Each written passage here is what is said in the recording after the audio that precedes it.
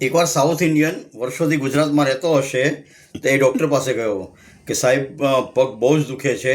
સાહેબે પગ ચેક કર્યો તો પગ આખો જ લીલો લીલો થઈ ગયો, લીલો કાચ જેવો પગ થઈ ગયો.